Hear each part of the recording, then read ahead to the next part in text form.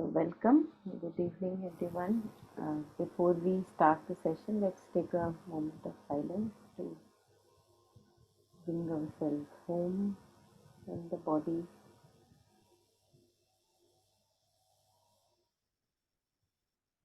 putting aside all the stories happening,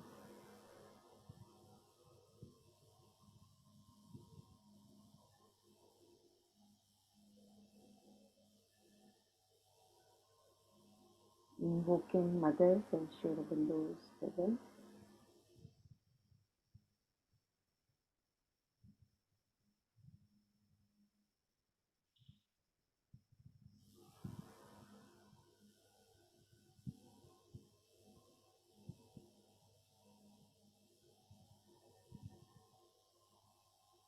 So, today I thought we can maybe, it was just a sudden thought that came that we can maybe reflect upon impermanence, or that things are actually all the time always changing, because in mother's prayers and meditations we see a reflection of that in many prayers.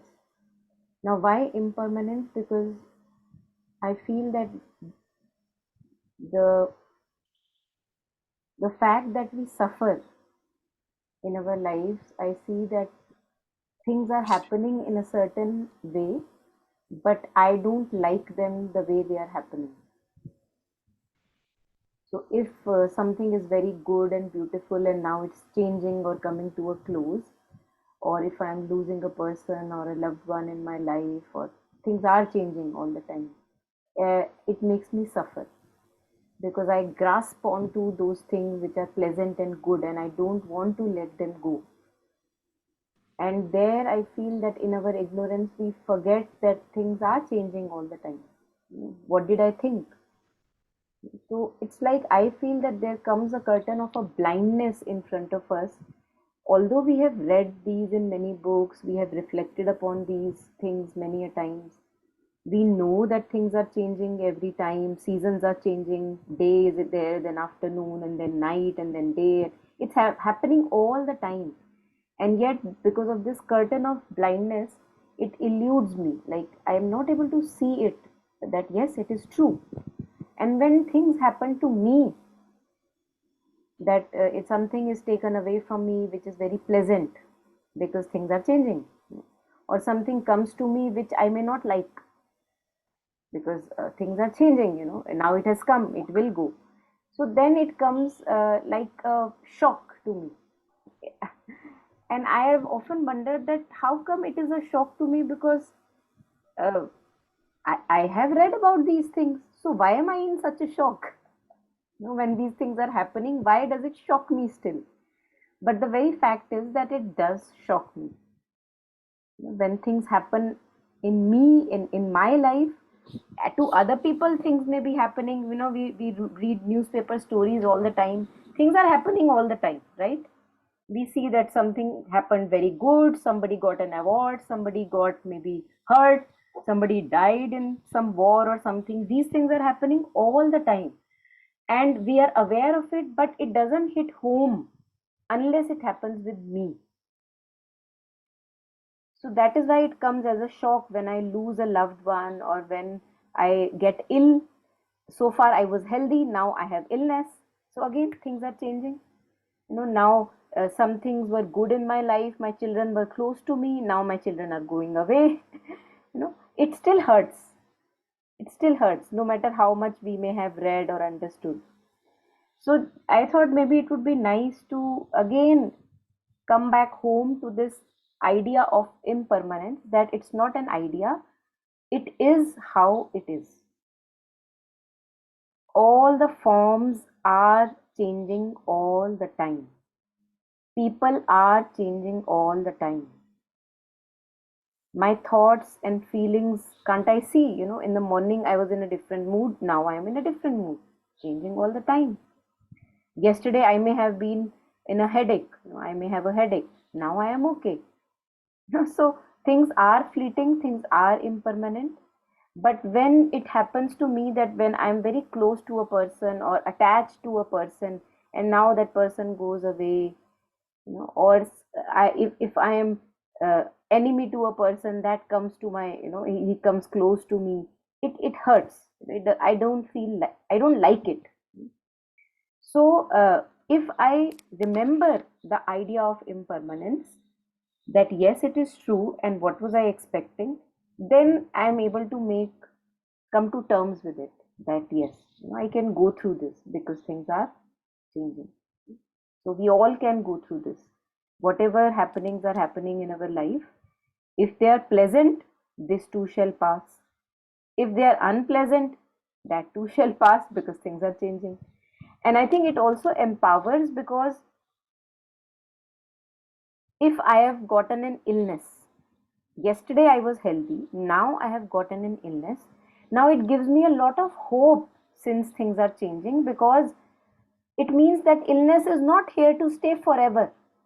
If I want to change it, I can change it because things are changing. So, in that sense, also, it is very empowering.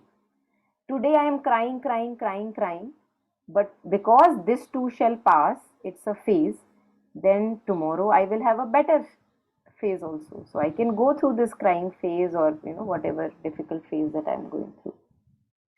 So I see that there are like, it's a very comforting uh, place that we can reach if we come to terms with it, that it is okay to be not okay because things are changing. I can be not okay at times because this too shall pass. I can be okay at times because that too shall pass. So I don't need to cling to things, because clinging brings me a lot of suffering. कि अभी अगर नहीं okay feel हो रहा है, if I'm not uneasy today, I'm not okay today, then I'm resisting that uneasiness. I'm trying that, why is it here? I have been doing this sadhana for so many years that I'm still uneasy. Why is it here? Why is the uneasiness here? So I'm trying to resist the uneasiness. But I see that there is no point in resisting the uneasiness, because that too will go. So I can go through the uneasiness. There is no big deal about it. So these were a few kind of initial thoughts. And then I found out many prayers of mothers where mother is sharing about this continuous flux, and things are in appearance. Like we talk about Purusha and Prakriti. Now, with Purusha, we see immutable, forever unchanging. But Prakriti, forever changing. All the happenings of life is Prakriti. Thoughts, feelings, movements, body sensations, and perceptions, all the time changing. So Prakriti is moving, all the time changing, and Purusha immutable, forever unchanging. So that is the design of creation. And when the reality hits hard on me and things happen to me which I was not expecting, and if I remind myself of that what was I thinking? This had to happen. Then I'm okay. Then I say that okay, I can go through this phase also.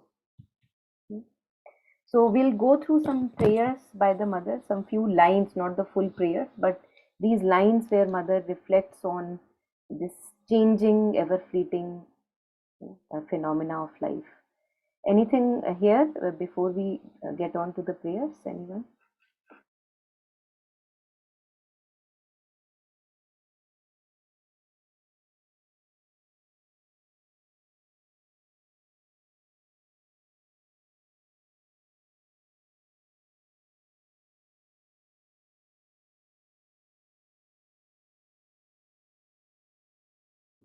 So we take up this first prayer that I thought of taking is February 1, 1914. Here Mother talks about our personalities and bodies and beings, that we think we are here forever, but these are very influx personalities that we have. We are not permanent individuals. So here Mother shares that I contemplate the earth and its creatures. Now we are creatures on earth. This mass of substance put into forms, perpetually destroyed and renewed, this swarming mass of aggregates which are dissolved as soon as constituted. So, as soon as constituted means in eternity, Eternity is like timeless time.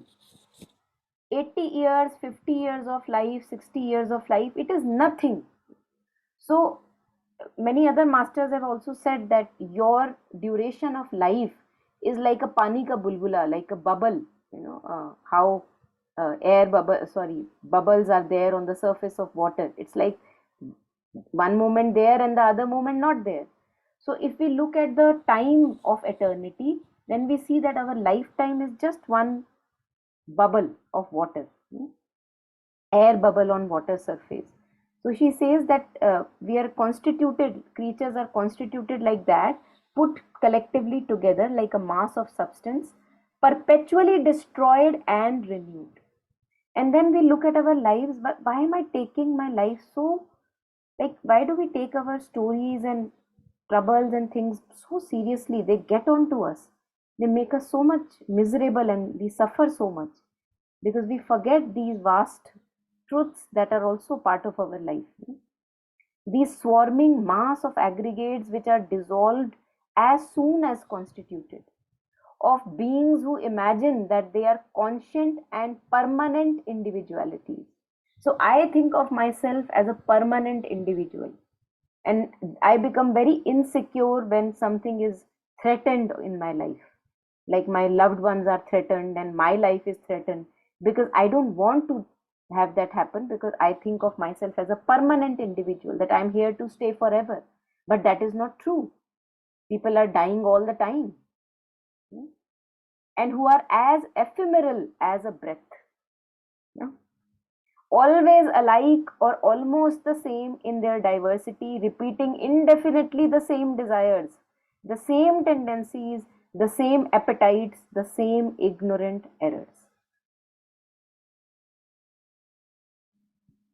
So this makes us wonder what is happening. Why am I repeating the same desires, the same appetites, the same ignorant errors? Again and again, I become blind. Again and again, I have so much of ignorance. I know that attachment is suffering, and yet I am attached again and again. I learn my lesson, and yet I forget. I learn again a lesson, and yet I again forget. So, as if nothing is being learned, no lesson is being learned. What is happening?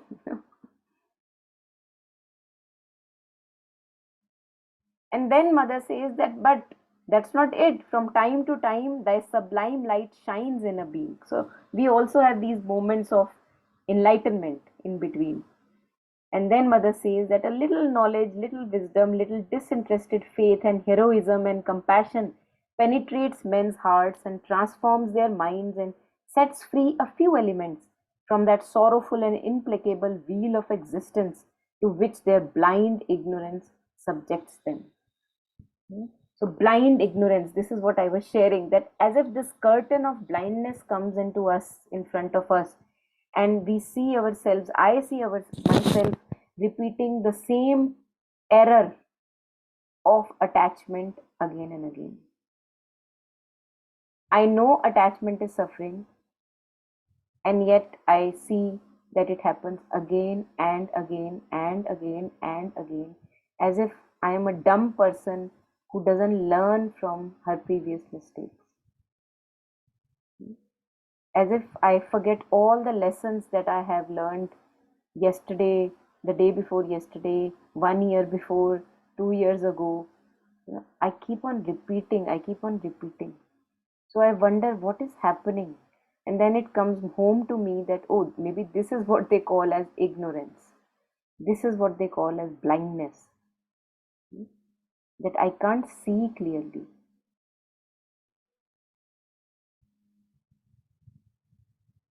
Knowing that things are in perpetual motion, and we think of ourselves as a permanent individuality, that this body, this being, this is me, and I am here to stay. Now nothing can happen to me. Things happen only to other people around me. But that's not true.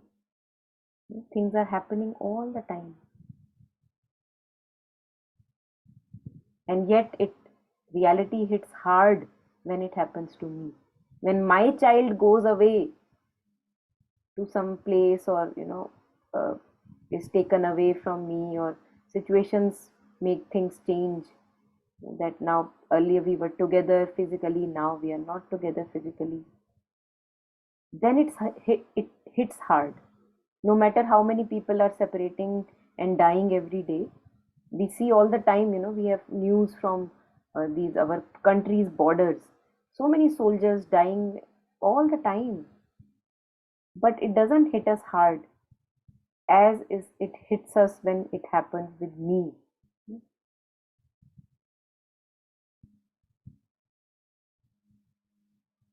Yeah, so anything here, anyone?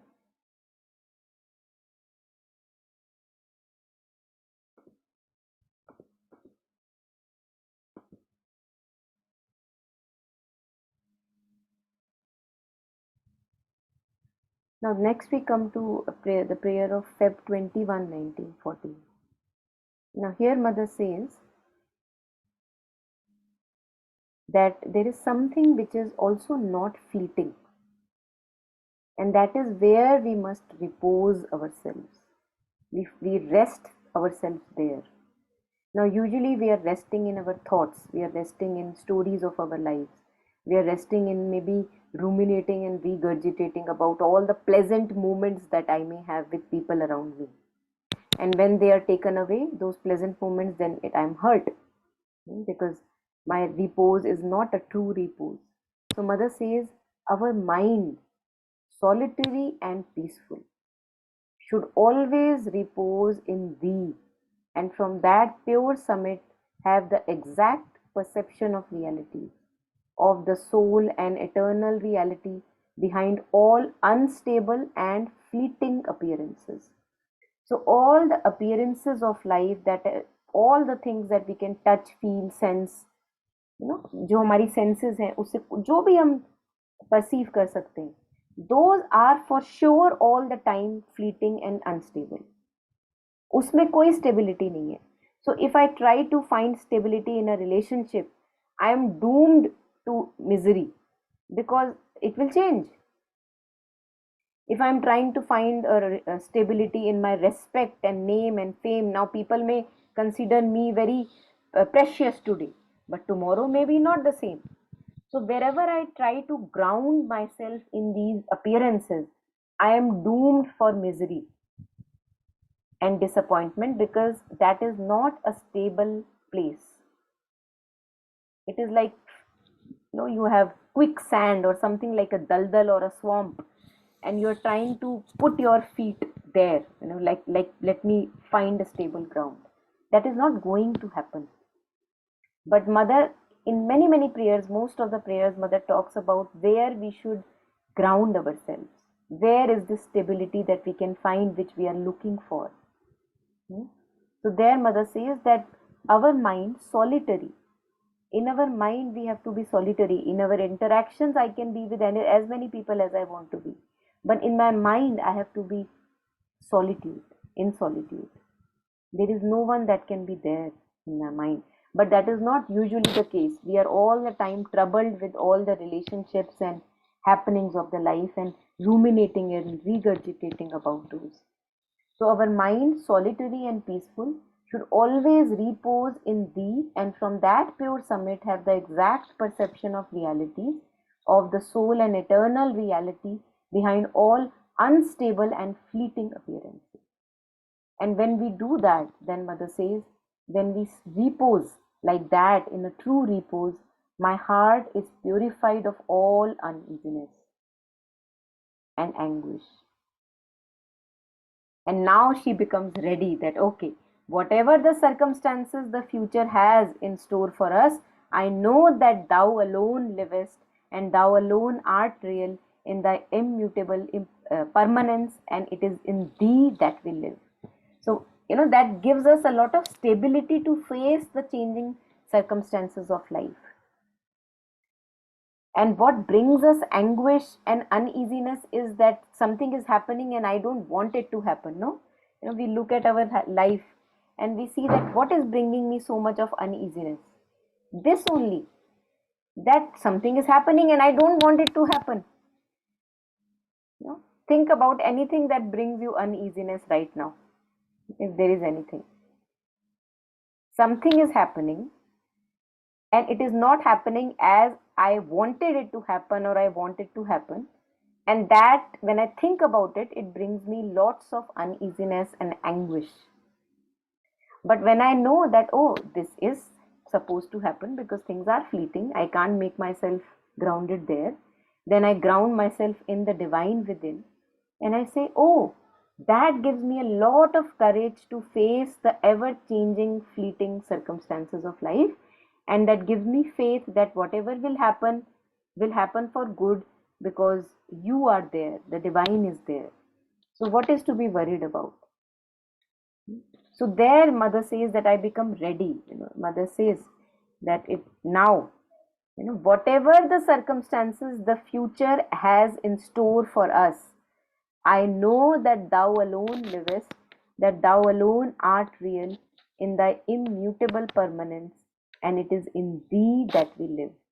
So we are not living in the outer world. We are living in eternity. We are living in the divine. And when we live in the divine, then we are ready to meet all the changes in our life. Good or bad, likable, not likable, happening according to my preference or not my preference, then I'm ready to face them all. So she gives us the remedy also, that yes, there is impermanence. So where to find permanence? Here. Yeah. Anything here?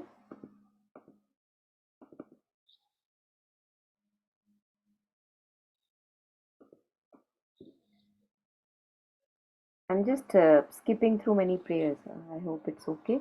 So now we come to Geneva, March 6, 1916. Again, a very heart touching prayer. Again. Now, Mother says that uh, we must not run away from suffering. We must not love and cultivate it either. But we must learn how to go deep down into it sufficiently. So whenever we have unease and suffering in our life, we don't have to run away from it. Like we are like let me not face it, too much, too much. Mother says that we must not cultivate it either. That not wanting that Lord give me suffering because that is how I learn, not like that. So we must not run away from suffering. We must not love and cultivate it either. We must learn how to go deep down into it sufficiently to turn it into a lever powerful enough for us to force open the doors of the eternal consciousness and enter the serenity of thy unchanging oneness. Now, this is very, very beautiful. Remember any time that has made you suffer, and if we are suffering right now, if there is something that brings us unease right now, we can tap into that. And if we go deep into that suffering, we will go to the roots of that suffering and we will see that something is happening and I'm clutching onto something. I don't want something to happen, or I want something to happen. There is a clinging there is a grasping there. And because there is a clinging, it is making my heart wrench. So maybe a person is going away from my life. And because I don't want that person to go away from my life, it makes my heart kind in anguish. I don't want that to happen. So I'm clinging. And then if I go deep into my clinging, I would see that because I am clinging, I am suffering. I can open my hands, let go.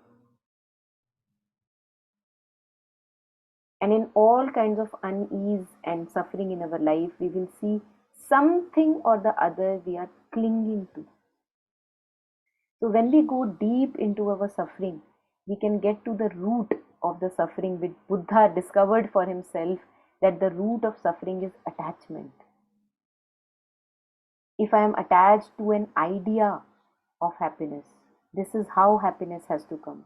If I only get this job or this person or this life or this respect or this approval from this person in my life, then only I will be happy.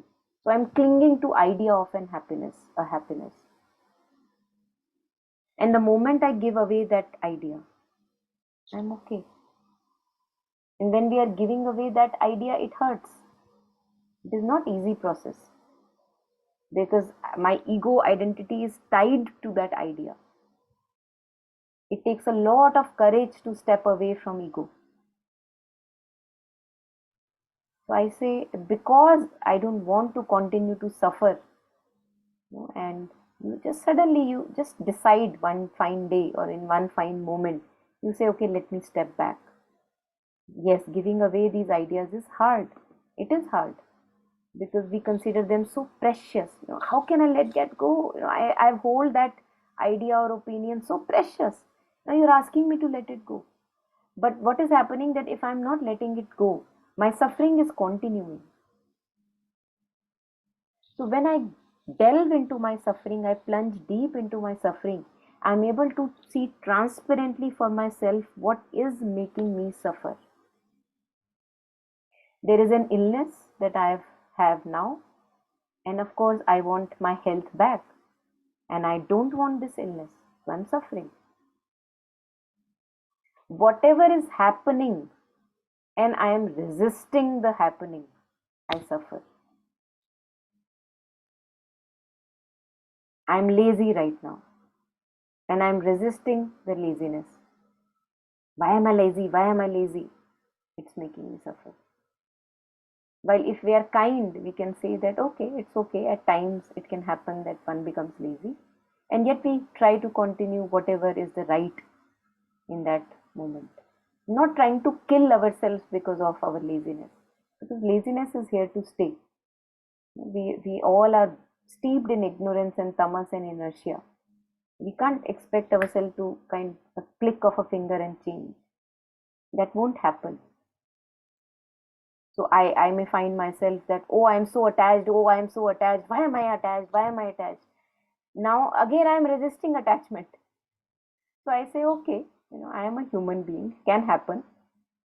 But I, of course, but it's different from being attached. Understanding that I am attached and things can happen at times is different from blindly being attached. So you will see that when I am very understanding towards my state of being, that oh, it's hurting me, but it's okay. It's okay, it can hurt. I'm a human being, it can hurt. People are attached at times and it happens. Then I'm okay. Suddenly I'm not resisting anything anymore. Why am I like that? Oh, I have not learnt anything from my life experiences. I'm not killing myself on the head, hitting myself on the head. So this reminds me, yesterday I had heard little, there is a very beautiful video, just let me pull it up, by Jetsunma.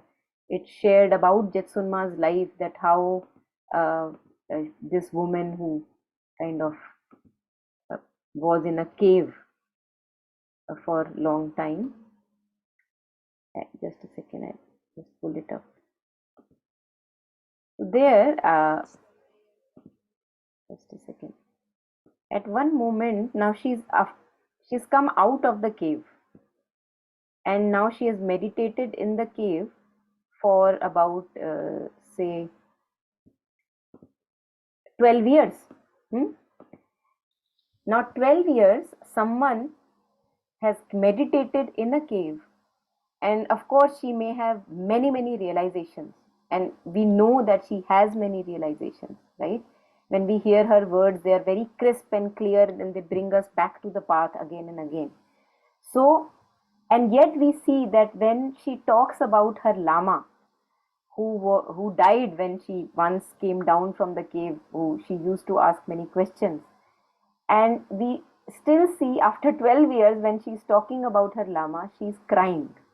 That made me realize that why am I beating myself up? Things happen, and it's okay to cry, or it's okay to feel vulnerable at times, and we all shatter and go through all our experiences, and it's completely fine.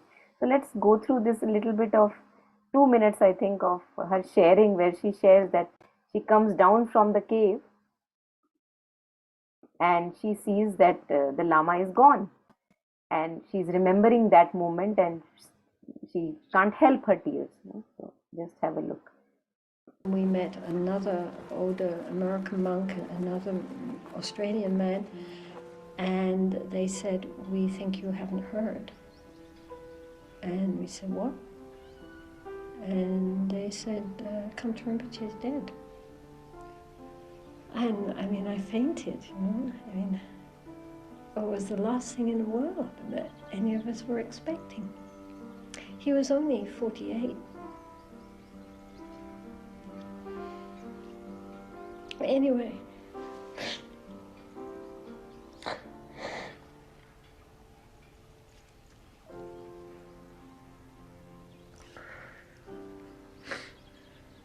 yeah, what can I say? I mean, I felt that I was in a big desert, and suddenly my guide had left, and I didn't know where to go. But then Annie Loder and I, after a while, we just sat and meditated together, and then I realized really the lamas are within the heart. And the lama isn't just the outer form.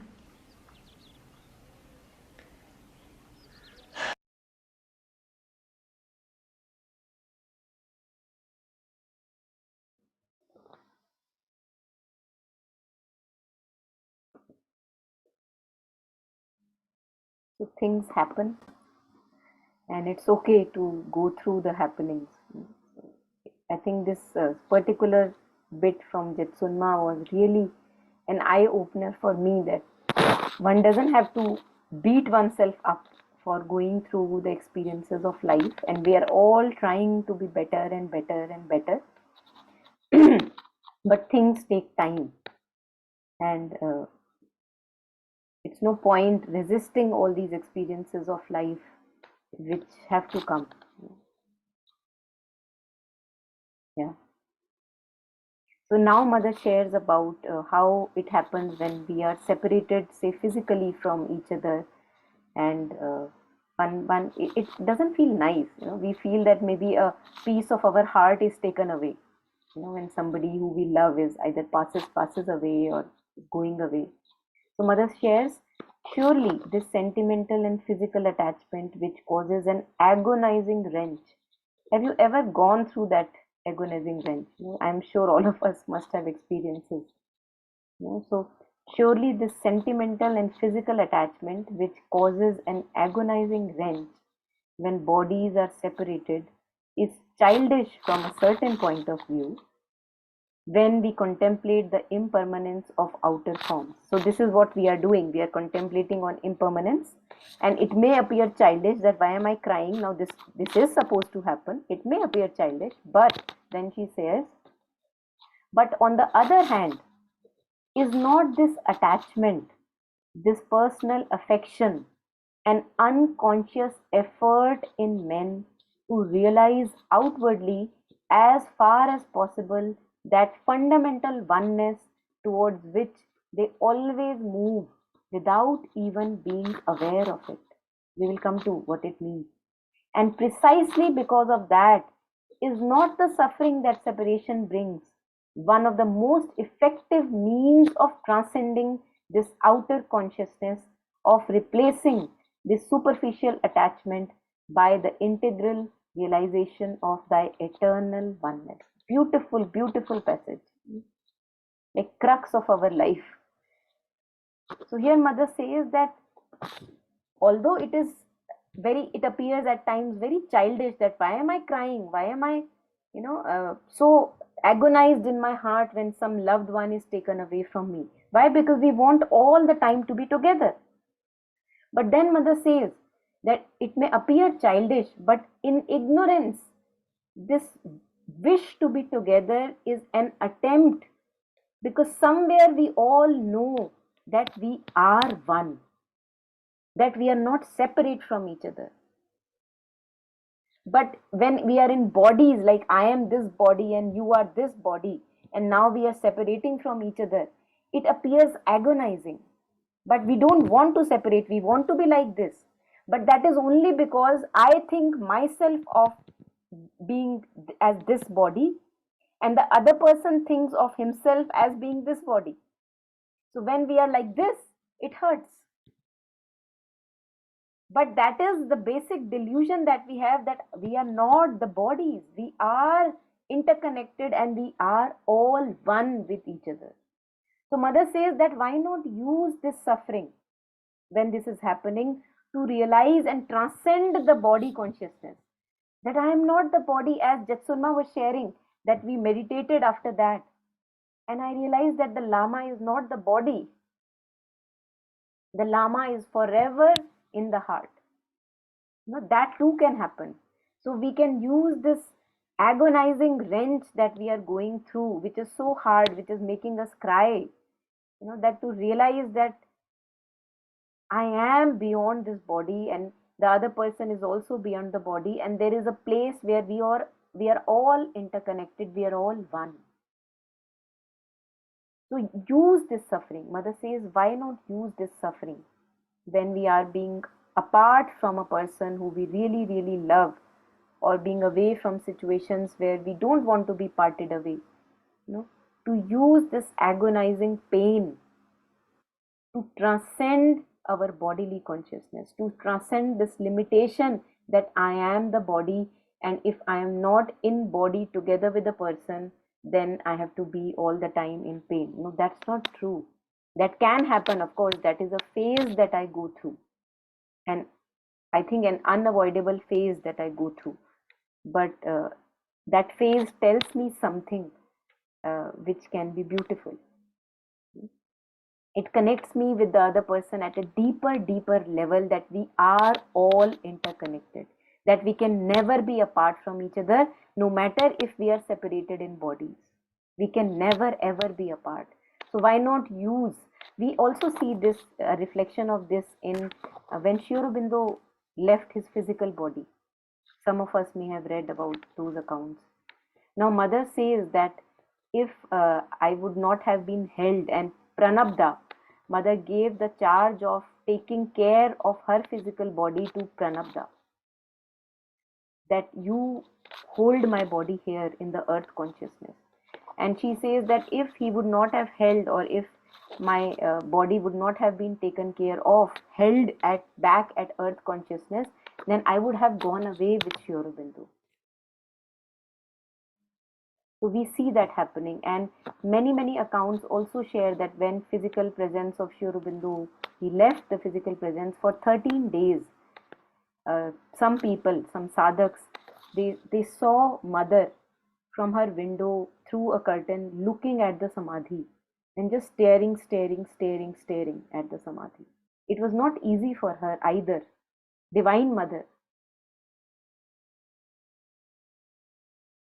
And then, of course, she things happened, and of course, at various levels of consciousness, we don't know what. And then people say that then Mother came back as a lioness. That is the word people used.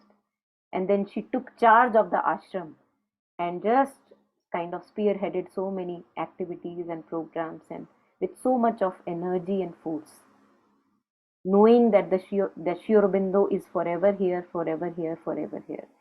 So these things we have to see, that the moments of weakness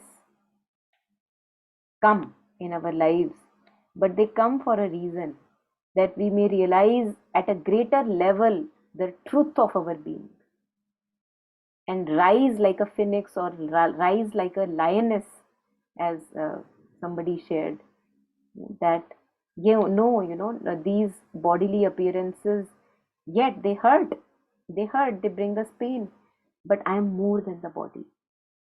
And there is a level at which we are all interconnected, which can never be limited by bodily appearances. So it gives us a greater strength.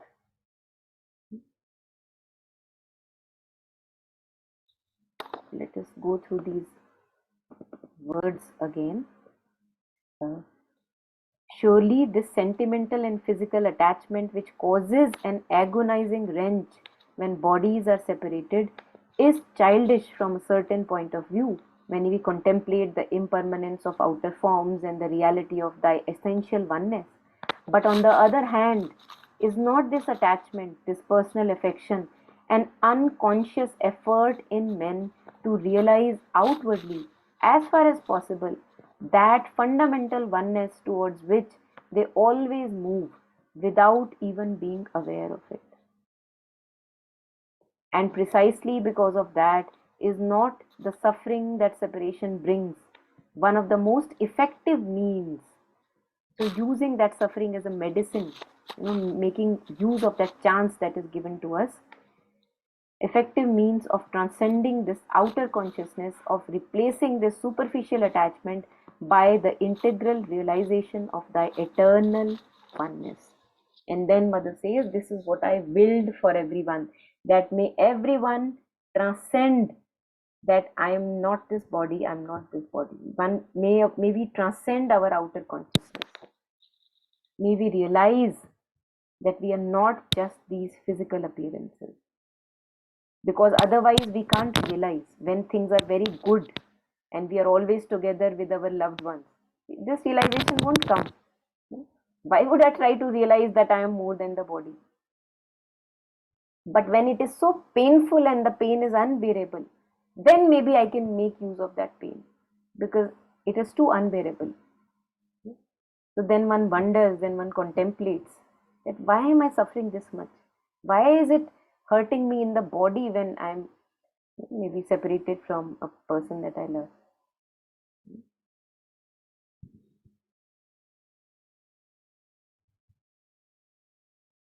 Yeah, anything here? Anyone?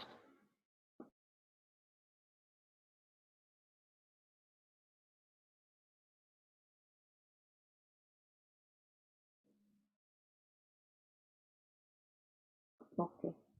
There's one another thing which I came across. I just put it in front of all of us. Here, through science, the science or scientific research, whatever you can say, it tells that things are moving all the time. Everything in life is a vibration. Now, this is not the first time that we are reading about it, and in Integral Healing also, the book Integral Healing, we read where Mother is sharing that everything is vibration. And Mother says that even microbes or these germs or viruses are a vibration. And if I am able to be immune to that particular vibration, then also I have a vibration in me which is able to defend me from those germs and microbes. So she shares that everything is vibration. And here also science, quantum physics is discovering that everything is vibration. This is long known, we have known it for a long time. So let us go through this, that science also, through matter also, we are coming to the same thing. As you experience it yourself, you experience that the entire material world is nothing but vibration. When we experience the ocean of infinite waves surging within, the river of inner sensations flowing within, eternal dance of countless vibrations within every atom of the body, we will witness our continuously changing nature. All of this is happening at an extremely subtle level. As you experience the reality of matter to be vibration, you also start experiencing the reality of mind, perception, sensation, and reaction. So, as we were discussing, our thoughts are changing all the time, feelings are changing all the time. At bodily level, things are changing all the time. Then Albert Einstein says everything in life is vibration, and law of nature that states everything has a vibration. If you have taken chemistry class, you remember probably learning about atoms, and that everything is made up of atoms. These atoms are in a constant state of motion.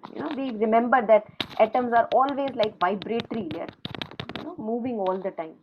And depending on the speed of these atoms, things appear as solid, liquid, or gas. Sound is also a vibration, so are thoughts. Everything that manifests in your life itself in your life is there because it matches the vibration from your thoughts. So this also empowers us a lot, because I am vibrating at a certain frequency and I am inviting those experiences in my life. This actually Mother shares that we keep on repeating certain experiences in our life, like spiral, it keeps on happening like a circle at times. Why? Because I am vibrating at a similar frequency and I keep on inviting the similar situations to me all the time. The moment I truly shift in my vibration, then the outer situations also shift. So this is very empowering in nature, to know that I have the power to change my vibration. And then, of course, a quantum physics shares that there is no solidity in the universe. Now, this body may appear very solid, like tha tha tha, I can hit it. It's very solid. But they say that it is only because our senses are made in that manner that when I touch it, it appears like something solid. So there is no solidity in the universe. A form that appears solid is actually created by its underlying vibration.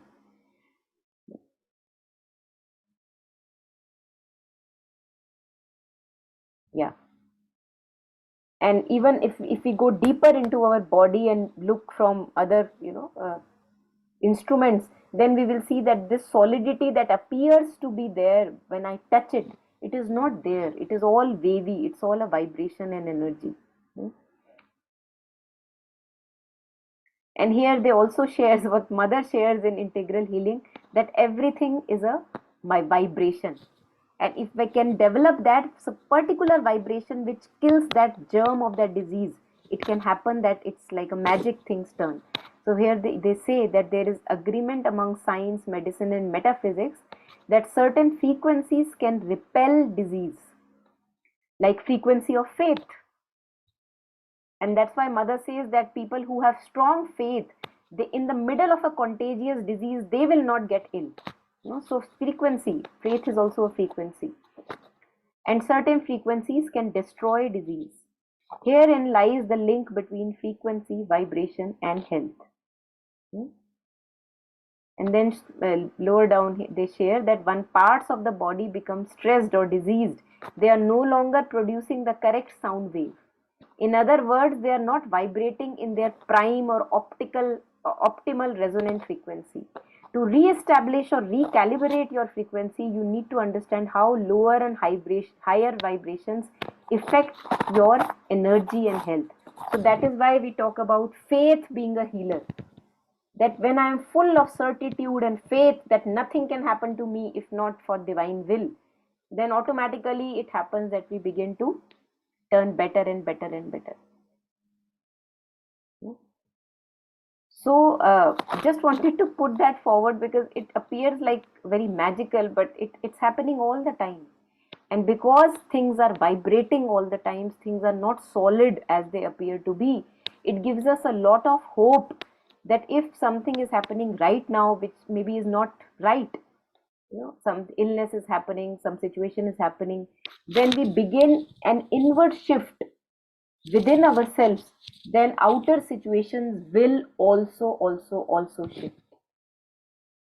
So let us begin to work upon our inner vibration so that we don't invite repeatedly the same events in our life, just because they will not go away until we change our attitude.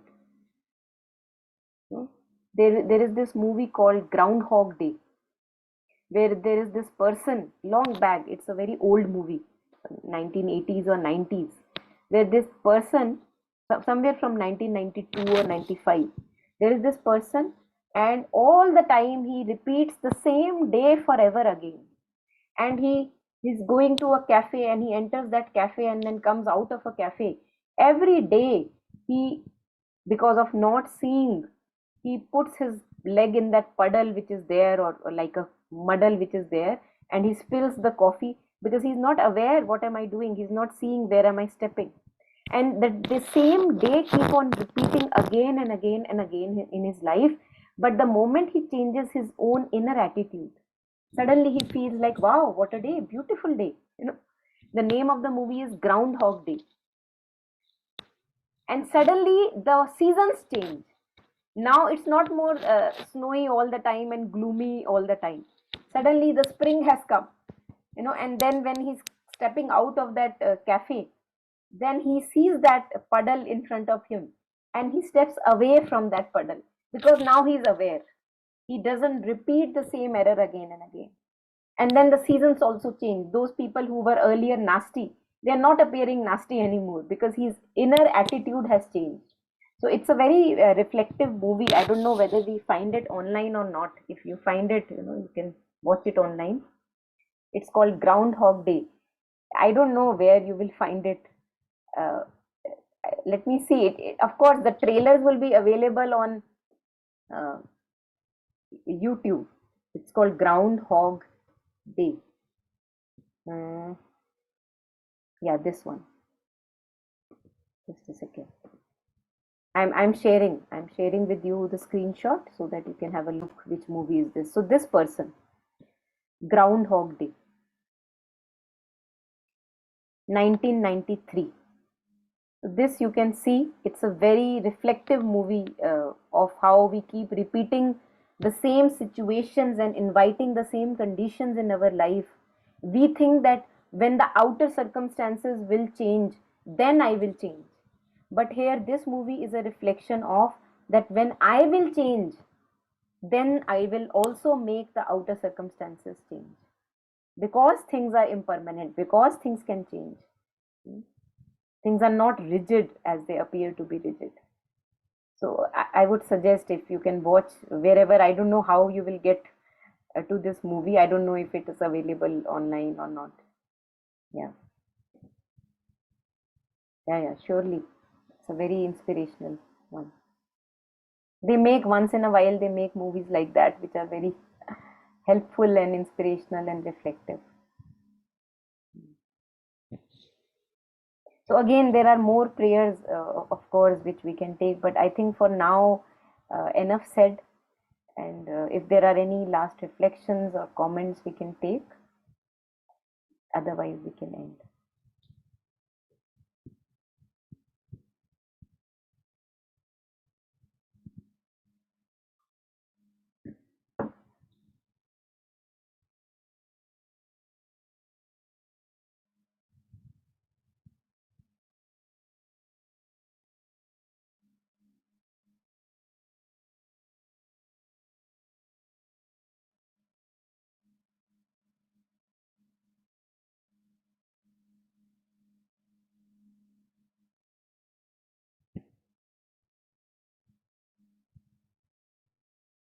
Okay, so it means we can end then. So let's take a moment of silence to share and dedicate all the merit that we may have to all the sentient beings near and far. May we be able to go through and realize about the impermanence of things and happenings in life.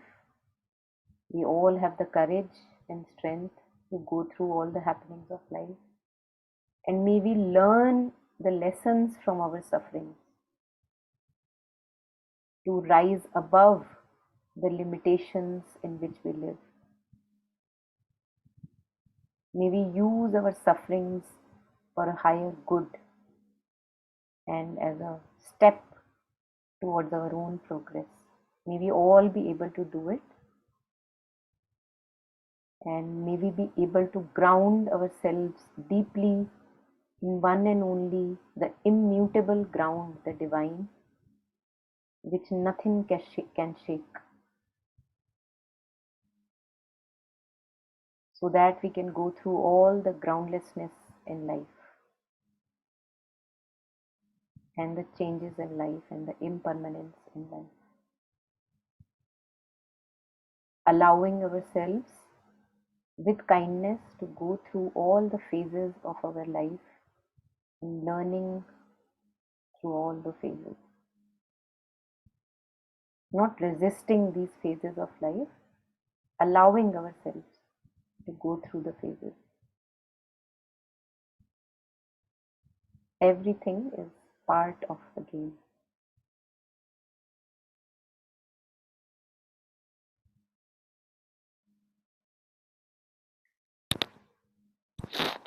Thank you. Thank you, everyone. Thank you, Monica. Beautiful session. Thank you. Thank you, Monica. So beautiful. Yeah, that movie is there on YouTube.